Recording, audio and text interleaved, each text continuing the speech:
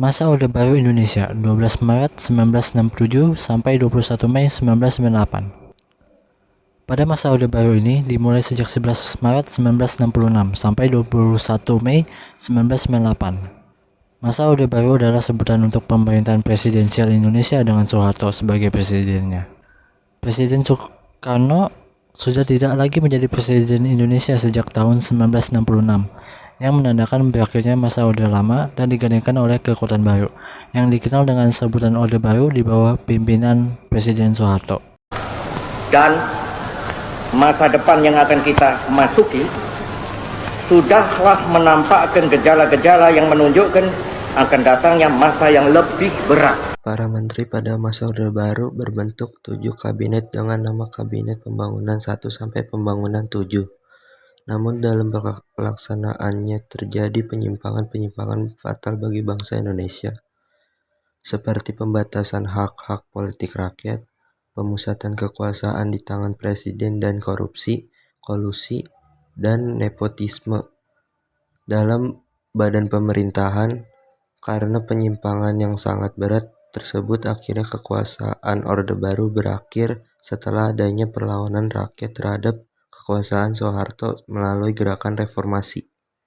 Saya memutuskan untuk menyatakan berhenti dari jabatan saya sebagai Presiden Republik Indonesia terhitung sejak saya bacakan pernyataan ini pada hari ini, Kamis 21 Mei 1998. Tepat tanggal 21 Mei 1998, Presiden Soeharto menyatakan mengundurkan dirinya sebagai Presiden Republik Indonesia selama 30 tahun masa jabatannya. B.J. Habibie yang ketika ikut menjabat sebagai Wakil Presiden dilantik sebagai Presiden RI yang ketiga menggantikan Soeharto. Masa jabatan Presiden B.J. Habibie sangat singkat dan berakhir setelah pertanggungjawabannya ditolak oleh Sidang Umum MPR pada tanggal 20 Oktober 1999.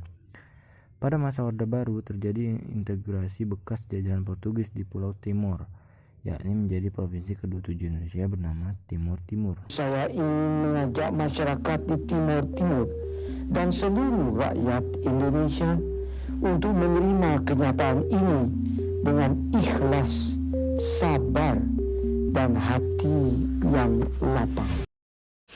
Persatuan dan kesatuan masa Orde Baru memprioritaskan pada pembangunan ekonomi dan stabilitas nasional. Orde Baru adalah suatu sistem pemerintahan yang menggantikan Orde Lama. Orde Baru dimulai tanggal 19 Mei 1966 sampai 21 Mei 1998 selama 32 tahun.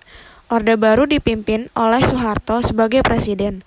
Dalam pemerintahan Orde Baru, persatuan dan kesatuan lebih memprioritaskan pada pembangunan ekonomi dan stabilitas nasional yang mantap, sehingga jika terdapat pihak-pihak yang mengganggu stabilitas nasional, aparat keamanan akan menindaknya dengan tegas.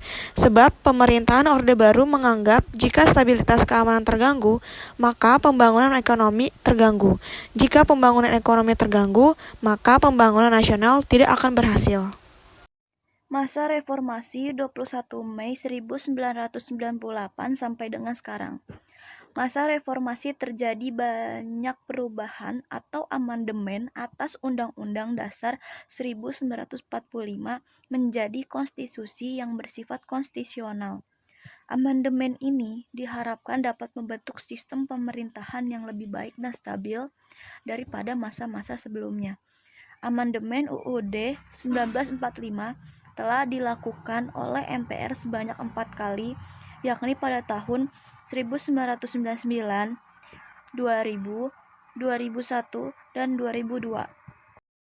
Pemerintah konstitusional memiliki ciri bahwa konstitusi negara berisi adanya pembatasan kekuasaan pemerintahan maupun eksekutif dan adanya jaminan atas hak asasi manusia dan hak-hak warga negara lainnya.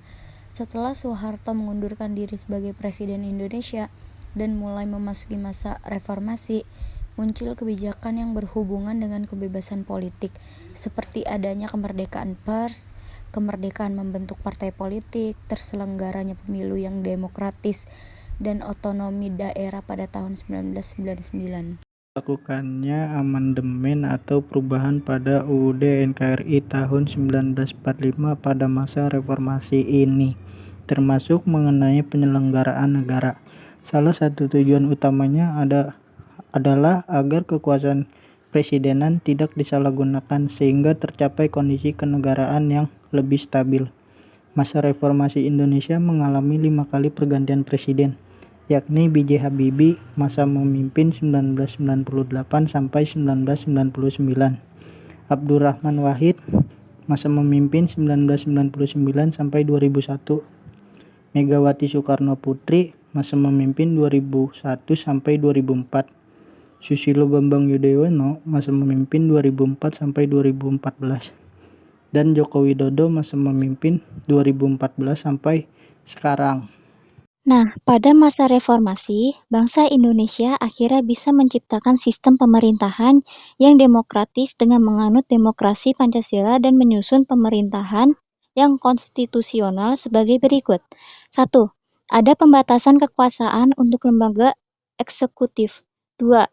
Ada jaminan atas hak asasi manusia atau HAM dari seluruh warga negara.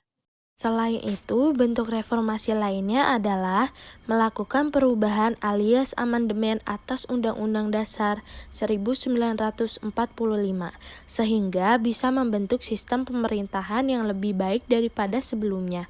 Adapun beberapa perubahan itu sebagai berikut. Pertama, bentuk negara kesatuan tidak boleh diubah. Kedua, kedaulatan di tangan rakyat dan dilakukan menurut Undang-Undang Dasar. Yang ketiga, penjelasan Undang-Undang Dasar 1945 dihapus. Yang keempat, presiden dan wakil presiden dipilih secara langsung oleh rakyat. Yang kelima, masa jabatan presiden hanyalah 5 tahun dan bisa dipilih kembali untuk 1 kali masa jabatan. Yang keenam, presiden bukan mandaritas MPR. Yang ketujuh, MPR tidak lagi menyusun GBHN. Yang kedelapan, MPR adalah lembaga bikameral yang terdiri dari anggota DPR dan anggota DPD. Kesembilan, penghapusan DPA sebagai lembaga negara yang tertinggi. Kesepuluh, pencantuman hak asasi manusia. Kesebelas, MPR tidak lagi menyusun GBHN. Persatuan dan kesatuan bangsa masih goyah pada saat reformasi, karena sistem pemerintahan Indonesia masih rapuh akibat rendahnya dukungan dan tingkat kepercayaan masyarakat terhadap pemerintah. Tetapi, sebagai generasi bangsa, kita patut bersyukur ancaman atau gangguan tersebut tidak membuat NKRI menjadi lemah, tetapi semakin kokoh berkembang hingga sekarang. Kesimpulannya adalah persatuan dan kesatuan bangsa masih goyah pada saat reformasi, karena sistem pemerintahan Indonesia masih rapuh akibat rendahnya dukungan dan tingkat kepercayaan masyarakat terhadap pemerintah. Jadi, itulah perjalanan persatuan dan kesatuan masa Orde Baru dan reformasi. Yuk kita jaga terus persatuan ini dengan toleransi yang tinggi dan terus kawal demokrasi negeri ini.